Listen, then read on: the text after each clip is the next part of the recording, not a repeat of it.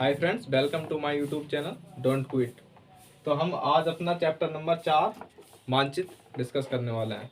मानचित्र के बारे में पहले थोड़ा जान लेते हैं। मानचित्र के बारे में जैसे पृथ्वी का अगर हम अध्ययन करेंगे या तो उसके लिए हमें काफ़ी एक जो मानचित्र होता है उसमें कम जानकारी होती है, लेकिन पृथ्वी से अलग हम अगर राज्य का, जिले का या देश का अध्ययन करना चाहें तो उसमें हमें ज़्यादा जानकारी मिलती है। तो मानचित्र क्या है, पहले मानचित्र जानते हैं। मानचित्र है क्या?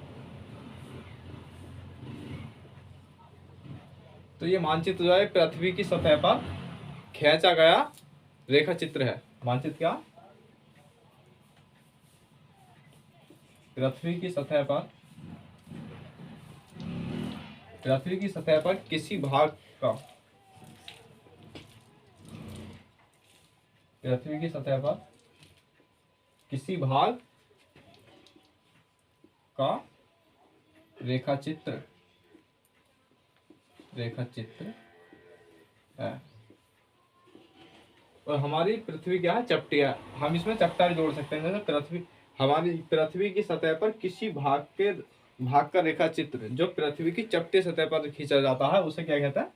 मानचित्र या मानचित्र कहते हैं। मानचित्र भी कई प्रकार के होते हैं। मानचित्र 3 प्रकार के होते हैं।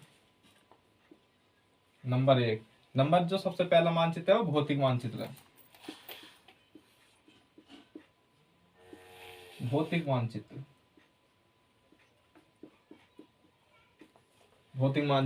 जो दूसरा मानचित्र होता है उसे कहते हैं राजनीतिक मानचित्र।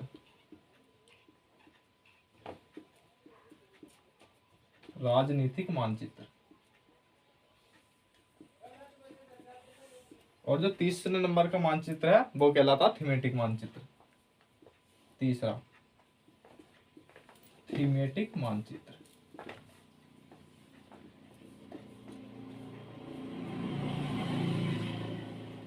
थीमेटिक मानचित्र तो मानचित्र क्या है? पृथ्वी की चपटी सतह पर, पृथ्वी के सतह पर किसी भाग का खींचा गया एक रेखा चित्र है। मानचित्र क्या था? मानचित्र 3 प्रकार के होते हैं। भौतिक मानचित्र, राजनीतिक मानचित्र तथा थीमेटिक मानचित्र।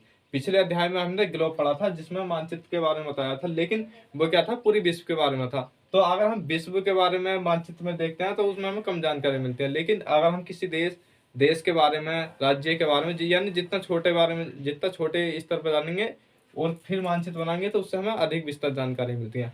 अब ये जो 3 मानचित्र है इन्हें डिस्कस करेंगे।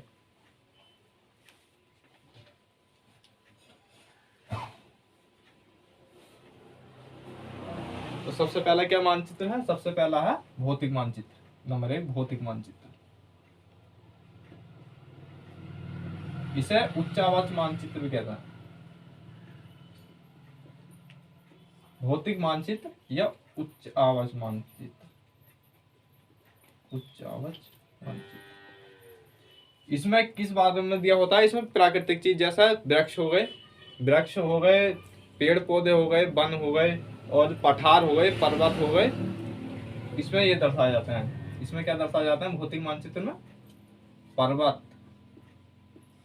मैदान, पठार आदि। भौतिक मानचित्र यानी जो प्राकृतिक चीज है वो लगभग सारी भौतिक मानचित्र में दर्शाई जाती है। नंबर दूसरा कौन सा मानचित्र है?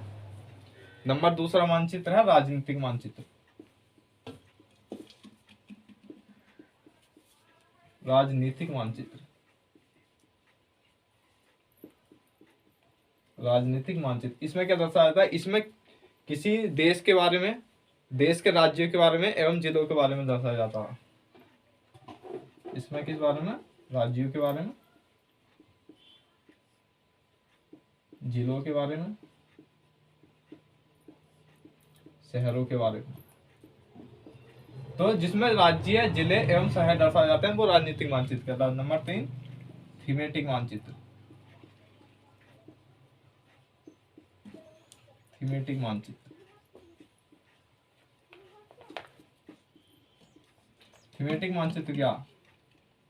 थीमेटिक मानचित्र में वर्षा के जितने भी वन पाए जाते हैं वो दर्शाए जाते हैं। वर्षा वन दर्शाए जाते हैं और जो वन होते हैं वो दर्शाए जाते हैं। जहाँ मृदाएं अनेक प्रकार की पाई जाती हैं वो दर्शाए जाते हैं किसमें? थीमेटिक मानचित्र में। ऐसे मानचित्र जिनमें वर्षा वाले स्थान दर्शाए जाए या मृदा दर्शाए जाए, वो कैसे उसमें आते हैं, वो थीमेटिक मानचित्र में आते हैं। जैसे वर्षा वन दर्शाए जाए,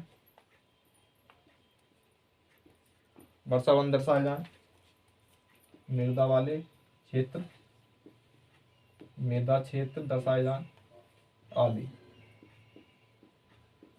तो ये किसके अंदर आते हैं, ये थीमेटिक मानचित्र के अंदर आते हैं। एक बार और रिवीजन कर लेते हैं। भौतिक मानचित्र, भौतिक मानचित्र को हम उच्च आवास मानचित्र भी कहते हैं। इसके अंदर अंतर्गत क्या था, इसमें पर्वत दर्शाया जाता है, मैदान दर्शाया जाता है, पठार दर्शाया जाता है। इसी तरह की जो प्राकृतिक चीजें हैं वो लगभग इसमें दर्शाई जाती है सारी भौतिक मानचित्र में।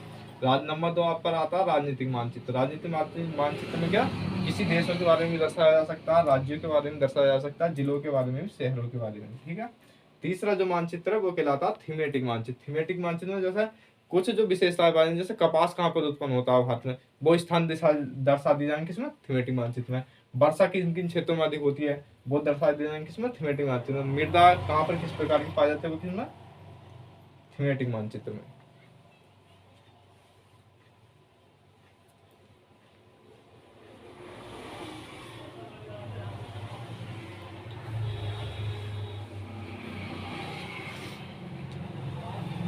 और इन्हीं जब यही बहुत सारे मानचित्र एक साथ हो जाते हैं तो वो क्या कहलाते हैं, वो एटलस कहलाते हैं। कई मानचित्र जब एक साथ जोड़ दिया जाता है तो क्या कहलाते हैं, वो एटलस। कई मानचित्र जो एक साथ आते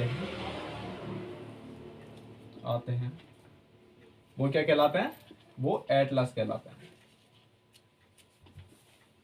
एग्जाम्पल से मैं बता दूं, भारत किसमें स्थित है, भारत एशिया में स्थित है। तो कितने महाद्वीप हैं, 7 महाद्वीप हैं। तो जितने भी महाद्वीप हैं वो सातों के 7 महाद्वीप और महासागर सही जो वर्ल्ड मैप पे होते हैं वो ही दर्शाए जाते हैं। तो वर्ल्ड मैप क्या है, एक एटलस है। ठीक है।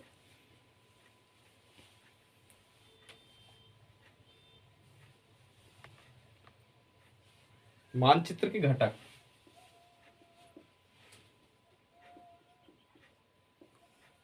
मानचित्र के घटक, जब तक आप मानचित्र के घटक नहीं जानोगे आप मानचित्र को पढ़ भी नहीं सकते, नहीं उसे समझ सकते। तो मानचित्र के कितने घटक, मानचित्र के 3 घटक होता है, दूरी, दिशा एवं प्रतीक। कितने होते हैं मानचित्र के घटक, मानचित्र के 3 घटक हैं, दूरी, दिशा एवं प्रतीक। नंबर 1 क्या है, नंबर 1 आ जाएगा दूरी। नंबर 2 क्या है, नंबर 2 है दिशा। और नंबर 3 क्या है, नंबर 3 है प्रतीक। दूरी, दिशा एवं प्रतीक, अब इन्हें डिटेल में जानेंगे। दूरी, दिशा एवं प्रतीक। तो मानचित्र के 3 घटक होते हैं, दूरी, दिशा एवं प्रतीक। नंबर 1 का दूरी, दूरी या डिस्टेंस, दूरी या डिस्टेंस। अब जो मानचित्र में दूरी दर्शाए थे वो 2 प्रकार से दर्शाए थे। जैसा मैं एक उदाहरण से बताना, अगर जहां से आप स्कूल जाते हैं वहां पे स्कूल कितना है, वहां से स्कूल 10 किलोमीटर है यदि, तो उस 10 किलोमीटर को आप 2 सेंटीमीटर से दर्शा सकते हैं। मैप पर आप किसी भी दूरी को 10 किलोमीटर है, अगर जहां से आप स्कूल जाते हो अगर उसकी दूरी 10 किलोमीटर है और आप यदि मैप के माध्यम से दर्शाना चाहते हो तो वो आप उसमें 2 सेंटीमीटर कर सकते हैं। लेकिन अगर हमें किसी महाद्वीप के बारे में जानना है, किसी महासागर के बारे में जानना है, किसी देश के बारे में जानना, तो हमें क्या बड़े पैमाने का इस्तेमाल, छोटे पैमाने का इस्तेमाल करना पड़ेगा। पैमाने कितने होते हैं, 2 प्रकार के। इसके अंतर्गत आ जाएंगे, एक छोटा पैमाना, छोटा पैमाना। नंबर 2 आ जाएगा बड़ा पैमाना, बड़ा पैमाना। तो पहले जान लेते हैं पैमाना क्या है। पैमाना क्या है, पैमाना क्या है, पैमाना क्या है, पैमाना तो पैमाना जो है वास्तविक दूरी और दर्शाने वाली दूरी के बीच का जो अनुपात है वो पैमाना है। जैसे इस उदाहरण में तो वास्तविक दूरी कितनी है, आपके घर से आपके स्कूल की 10 किलोमीटर, लेकिन उसे दर्शा कितने से है, 2 सेंटीमीटर से। तो जो इसके बीच का जो अनुपात है वो क्या कहलाता है, वो पैमाना कहलाता है। ठीक है। अब छोटा मानचित्र, छोटा मानचित्र जैसा मैंने अभी बोला, किसी महाद्वीप को दर्शाना है, किसी महाद्वीप के बारे में जानना है, किसी देश के बारे में जानना है, किसी महासागर के बारे में जानना, तो हम एक मानचित्र बनाएंगे, लेकिन उससे हमें स्पष्ट जानकारी उतनी अधिक नहीं मिल सकती, सिर्फ हम जान सकते हैं, उतनी अधिक स्पष्ट जानकारी नहीं मिलेगी। तो ये क्या कहलाता है, ये छोटा पैमाना कहलाता है। जैसा किसी महाद्वीप के बारे में जानने लग जाओ, किसी महासागर के बारे में जानने लग जाओ, किसी कंट्री के बारे में जानने लग जाओ, तो क्या होगा, हमें उतनी अधिक जानकारी नहीं मिल पाएगी। तो ये क्या कहलागा, ये छोटा पैमाना कहलागा। अधिक जानकारी नहीं मिलती, इसीलिए इसे छोटा पैमाना कह रहे हैं, क्योंकि अधिक जानकारी तो उसमें मिल ही नहीं रही।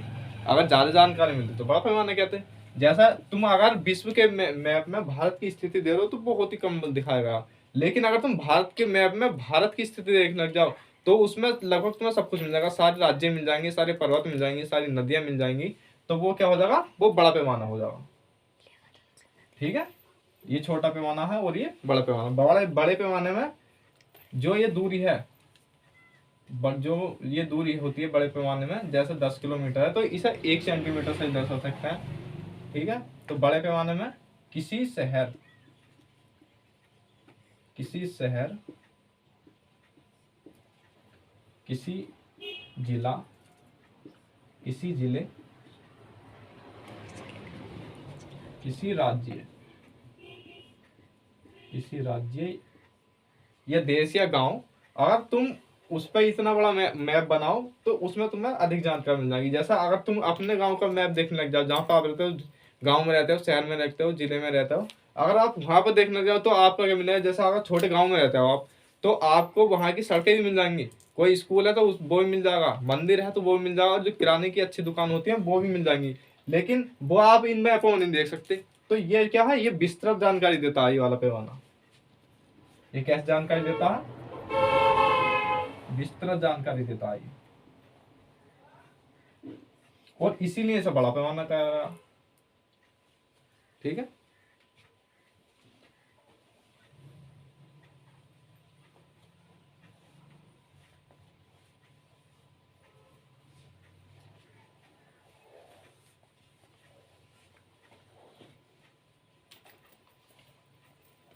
तो दूरी को किस प्रकार से जाता है, अगर हम छोटे पैमाने में है तो दूरी को हम कम उसमें करेंगे। जैसे 10 किलोमीटर के लिए आप यहाँ पर कितनी दूरी का इस्तेमाल कर लेते, इसे 2 सेंटीमीटर भी लिख दिया तुमने 10 किलोमीटर को, लेकिन जब हम छोटे पैमाने की बात करेंगे तो उसमें अगर दूरी 500 किलोमीटर भी है तो वो किससे, 5 सेंटीमीटर से दर्शाई जाएगी। 5 सेंटीमीटर, 500 किलोमीटर कितने से, 5 सेंटीमीटर से। तो इसके और इसके बीच का डिफरेंस देख लो, यहाँ पर 5 किलोमीटर को 1 सेंटीमीटर से दर्शा जा रहा है। 5 किलोमीटर किसके बराबर है, 1 सेंटीमीटर की। और यहाँ पर 100 किलोमीटर 1 सेंटीमीटर के बराबर, 100 किलोमीटर किसके बराबर है, 1 सेंटीमीटर। तो अधिक जानकारी किससे मिल रही है, अधिक जानकारी इससे मिल रही है, तो ये कौन सा पैमाना हुआ, ये छोटा, ये बड़ा पैमाना हुआ। इससे कम जानकारी मिल रही है तो ये बड़ा पैमाना, ये छोटा पैमाना हुआ।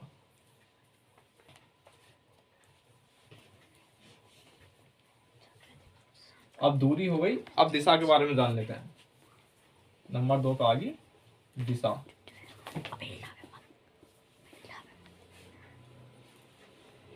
नंबर 2 पे आ गई दिशा।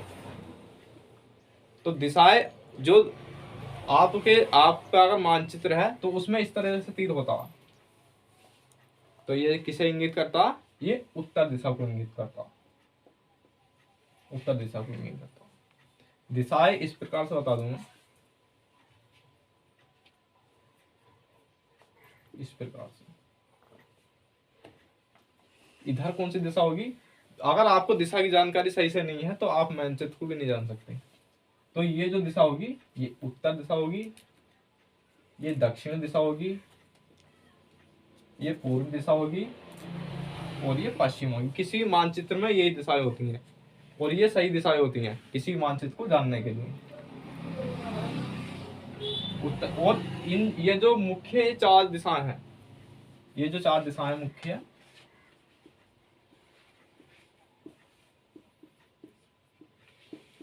मुख्य 4 दिशाएं, इन्हें क्या कहते हैं? इन्हें प्रधान दिग्बिंदु कहते हैं। ये क्या है? चारों प्रधान दिग्बिंदु है। ये प्रधान दिग्बिंदु प्रधान दिग्बिंदु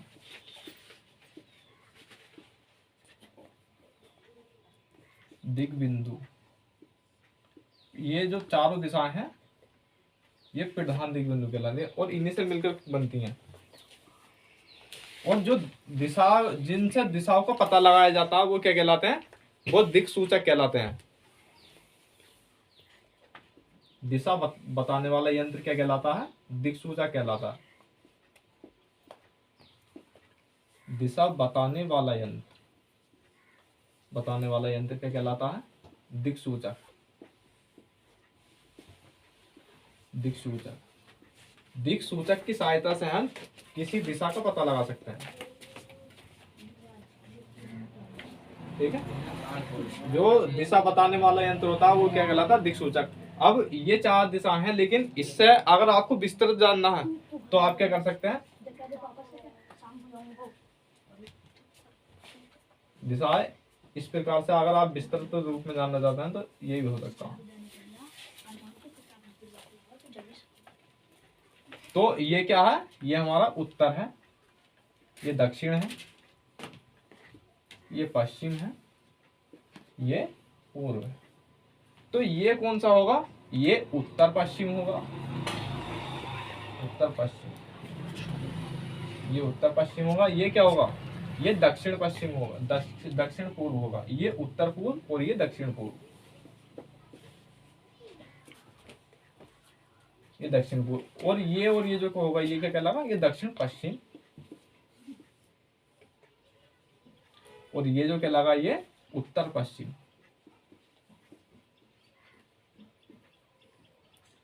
लेकिन प्रधान दिग्बिंदु ये 4 ही होता है, उत्तर, दक्षिण, पूर्व, पश्चिम।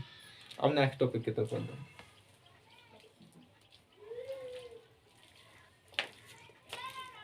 इसमें 2 महत्वपूर्ण बातें ही, एक ये कि जो दिक्सूचक होता है वो दिशा बताता है, और इसमें 2 सुइयां होती हैं, एक उत्तर की तरफ होती है, एक पूर्व की तरफ होती है, और इनमें चुंबकीय बल होता है। और एक ये कि उत्तर, दक्षिण, पूर्व, पश्चिम क्या है? ये प्रधान दिग्बिंदु होते हैं। और मानचित्र में इस तरह का निशान होता है, ये क्या कहलाता है? ये उत्तर दिशा को इंगित करता है। दूरी, दिशा, तीसरा नंबर है प्रतीक।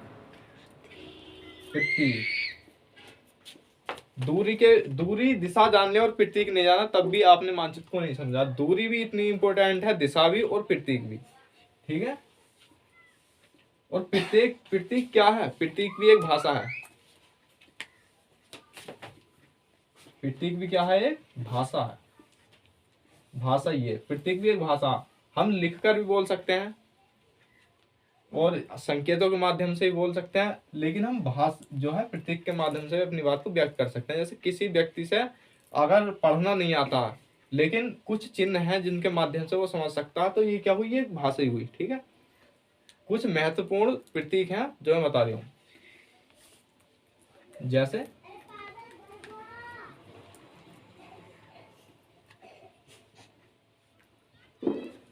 कुछ महत्वपूर्ण प्रतीक, जैसे रेलवे होगी, रेलवे लाइन, रेलवे या बड़ी रेल कहते हैं, बड़ी रेल या बड़ी रेल लाइन। इसे किससे शो करते हैं? बड़ी रेल लाइन को इस तरह से करा, और इसमें क्या है? ये इस तरीके से। और ये जो स्थान है ये खाली डार्क होता है, डार्क।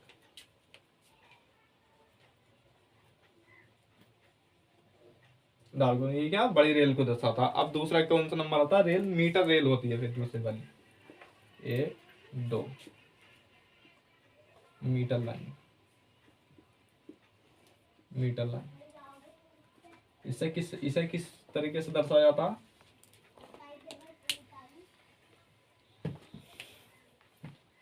मीटर लाइन को दर्शाया कैसे जाता है? तो इसे इस तरीके से दर्शाया जाता है। ये थोड़ी मोटी होती है इस तरीके से, और इससे इस तरह से चेंज होते हैं इस तरीके से। तो तीसरा होता है रेलवे से संबंधित, वो होता है रेलवे स्टेशन।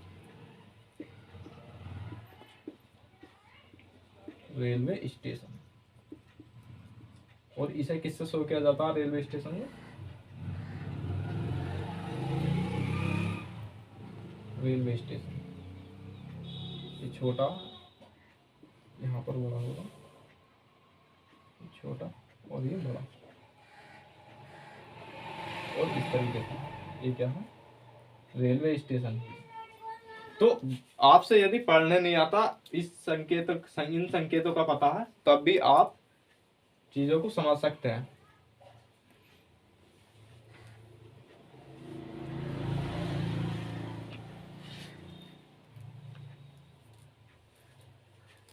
अब कुछ जल से संबंधित होते हैं, जल से संबंधित। जैसे जल से संबंधित क्या, नदी होती है, नदी। तो नदी में क्या होता है कि कहीं के मोड़ होते हैं, ठीक है, उन मोड़ों को विसर्ग कहते हैं। नदी को किससे शो करेंगे? कि कुछ इस तरीके से मोड़ देकर, और इसमें क्या है, ये जल है इस तरीके से। ये नदी का प्रतीक है। एक तालाब, तालाब। जो प्राकृतिक तालाब होते हैं वो गोल नहीं होते हैं, वो उबड़ खाबड़ टाइप के होते हैं। तो ये क्या होगा, ये कुछ इस तरीके से बनेगा, और इसके अंदर भी क्या होगा, पानी होगा, जल होगा। और जल को हम नीले कलर से शो करते हैं। तो ये जल हो गया, नदी, तालाब, कुआं। कुआं, कुआं, कुआं अगर आप ऊपर से देखो, अगर उसमें पानी ऊपर है तो वो अच्छे से आपको दिख जाएगा नीला, लेकिन अगर पानी काफी नीचे है या बंद हो चुका तो वो कैसे दिखाई देगा, तुम्हें काला दिखाई देगा। तो इसलिए इसका जो चिन्ह होता है वो इस तरीके से होता है, और ये अंदर से बिल्कुल काला होता है, जिसका चिन्ह होता है शो करने।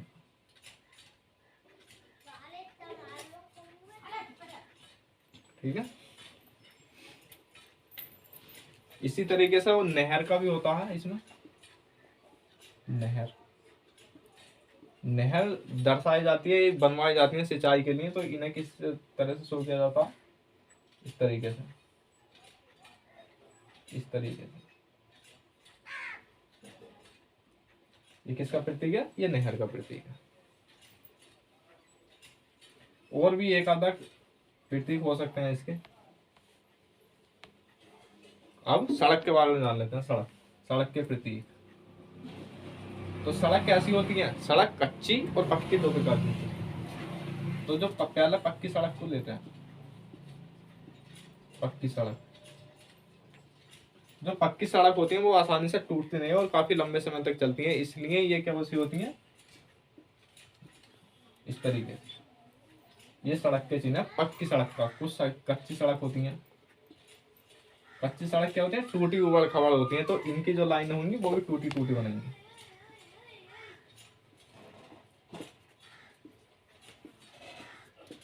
ये क्या कहला, ये कच्ची सड़क, ये पक्की सड़क के लिए चिन्ह।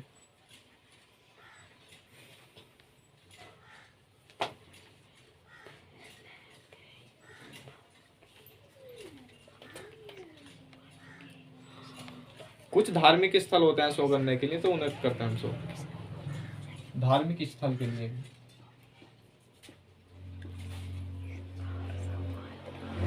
धार्मिक स्थल, धार्मिक स्थल शो करने के लिए हम कुछ करते हैं। सबसे पहले मंदिर, नंबर 1 पर मंदिर। तो मंदिर के लिए क्या करते हैं हम? मंदिर इस प्रकार का होता है।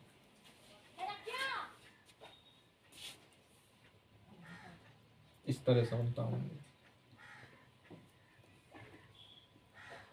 इस तरीके। और मंदिर पे क्या होता है? झंडे भी होते हैं कहीं के। तो ये जो है उसका प्रतीक है।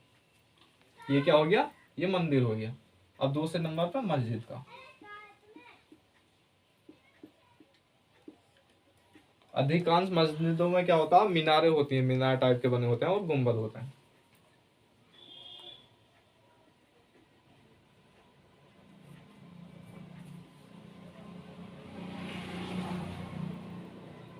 तो ये क्या है, ये मीनारें हैं।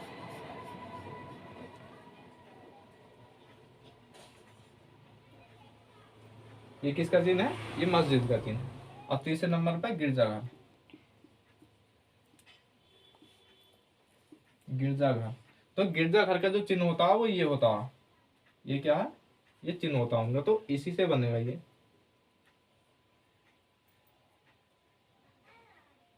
इस तरीके से ये किसका चिन्ह है, ये गिरजाघर का चिन्ह है। तो मेनली ये चार ही होते हैं, मंदिर, मस्जिद एवं गिरजाघर।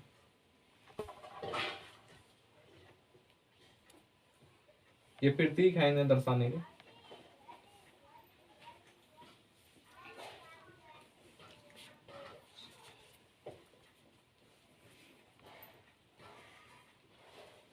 अब क्या है, अब रेखा चित्र। रेखा चित्र क्या कहता है, रेखा चित्र पैमाने पर आधारित नहीं होकर याददाश्त पर आधारित होता है। किस पर, ये पैमाने पर नहीं होता है। पैमाने से मतलब होता है, पैमाना क्या है, दूरी बताता है। जैसे हमने 10 किलोमीटर को 2 सेंटीमीटर से दर्शा दिया था, 500 किलोमीटर को भी 5 सेंटीमीटर से दर्शा दिया था, तो वो बड़े छोटे थे। लेकिन ये जो है रेखा चित्र पर आधारित नहीं होकर ये याददाश्त पर आधारित होता है। किस पर, याददाश्त पर। और आप इन्हें प्रशिक्षण के माध्यम से भी जान सकते हैं, लेकिन ये मेनली इस पर ही आधारित होता है। ठीक है, तो रेखा चित्र क्या है, जैसे आप क्या है कि ये कच्चा प्रतिरूप है, वास्तव में क्या है, कच्चा है, कच्चा है। जैसे आप क्या करना चाहते हैं, आपका मित्र यदि रास्ता भूल गया तो आप क्या करेंगे, आप एक, हो सकता है उस समय एक कागज भी लें। जैसे मान लो ये कागज ले लिया आपने,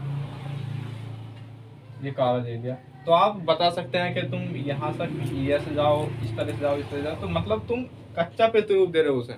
तो ये क्या होता, ये जो कहलाता है, ये रेखा चित्र कहलाता है।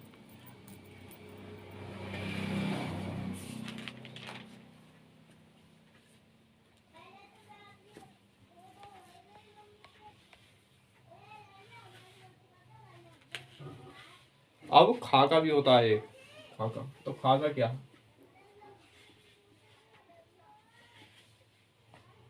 खाका भी कुछ कुछ रेखा चित्र से मिलता हुआ, लेकिन इसमें डिफरेंस है। खाका में कोई स्पेसिफिक दूरी नहीं दी होती है। जैसे मान लो आप अपने कमरे की लंबाई जानना चाहते हैं, चौड़ाई जानना चाहते हैं, तो वो आपको इसमें नहीं मिलेगी, वो आपको पक्के पैमाने में मिलेगी, इसमें नहीं मिलेगी वो चीज। तो ये क्या है, ये भी कच्चा ही है, जिसमें कि दूरी दूरी जो है दी नहीं होती है। इसमें क्या है, दूरी नहीं जानी जाती। यानी आज यदि आप अपने घर का नक्शा बनवाना चाहते हैं, तो आप क्या करेंगे, आप वो बता देंगे यहाँ पर एक कमरा बनेगा, यहाँ पर घूमने के लिए गार्डन बनेगा, यहाँ पर बैठने के लिए बरामदा बनेगा। लेकिन आप क्या करोगे, आप उसमें दूरी नहीं बताओगे, आप सिर्फ एक अपना एक व्यू दोगे कि इस तरह से होना चाहिए। तो वो क्या है, वो खाका, ये भी एक कच्चा प्रतिरूप ही है।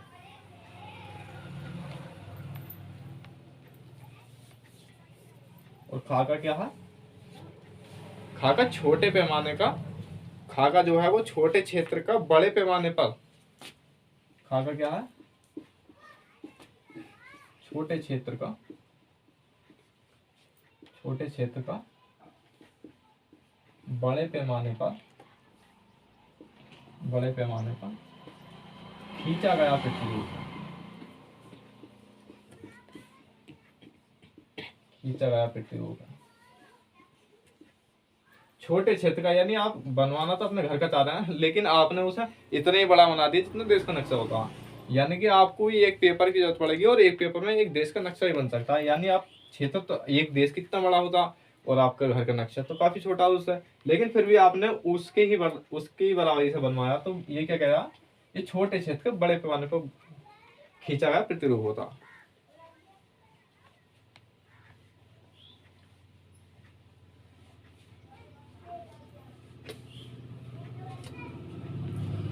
And thanks to both video.